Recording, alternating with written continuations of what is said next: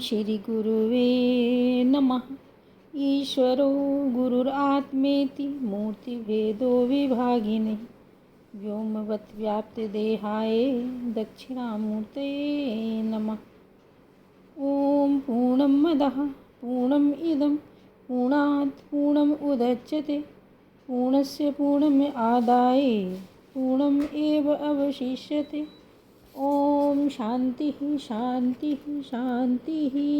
ओम। प्रणाम भगवान।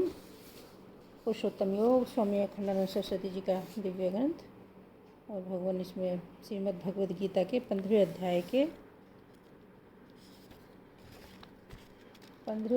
के 11वें मंत्र की व्याख्या चल रही है भगवान।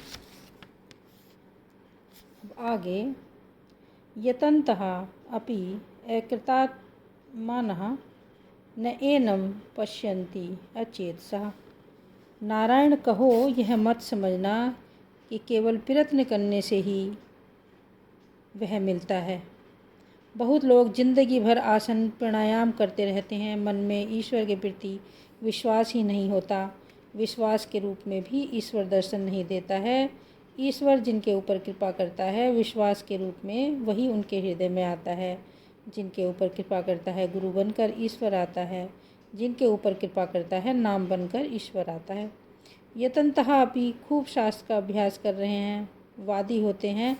श्री उड़िया बाबा जी महाराज अपने उपदेशों में कहा करते थे कि भैया हरिद्वार में अद्वैत का नहीं, अद्वैतवाद का प्रचार है। कोई कहता है कि बाबा आप भी तो अद्वैतवादी हैं, तो बोलते कि ना, मैं अद्वैतवादी नहीं हूँ, मैं तो अद्वैत हूँ।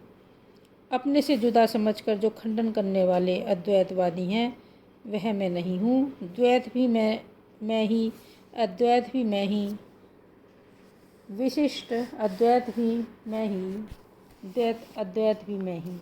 महात्मा ब्रह्म का अद्वैत स्वरूप होता है। स्वयं अद्वैत होना दूसरी चीज़ है और अद्वैतवादी होना दूसरी चीज़ है। दूसरे मतों का खंडन करके अद्वैतवाद की स्थापना करना यह दूसरी चीज़ है और स्वयं अद्वैत हो जाना यह दूसरी चीज़ है। तो नारायण बड़ा प्रयत्न कर रहे हैं। प्रस्थानत्रयी ब्रह्मसूत्र और उसके भाष्य गीता और उसके भाष्य उपनिषद और उसके भाष्य कंठस्थ हैं, परंतु न पश्यन्ति, प्रयत्न करते हुए भी परमात्मा के दर्शन में असमर्थ हैं। क्यों? अकृतात्मनः माने अकृत बुद्धिया, जिन्होंने अपनी बुद्धि को संवारा नहीं। लोग अपने नाखून कितने प्रेम से संवारते हैं। नाखून को बढ़ाने में, उनको रंगने में, उनकी गंदगी निकालने में कितना कष्ट उठाते हैं। बाल संवारने में कितनी तकलीफ़, तलवे रंगना, हाथ को रंगना, देह को रंग रंग कर कैसा संवारते हैं। एक बड़े भारी सेठ हैं यहाँ, हमारे एक मित्र उनके पास गए तो उनके बाल बढ़े हुए थे, तो उन्होंने कहा कि हम नाई बुलवा देते हैं, तुम बाल बनवा लो, उसके बाद हम तुमसे मिलेंगे। मतलब यह है कि शरीर को बनाने का तो इतना व्यसन, कपड़ा बनाने का इतना व्यसन, भोजन बनाने का इतना व्यसन, और अपनी बुद्धि को बनाने का, संवारने का कोई व्यसन ही नहीं।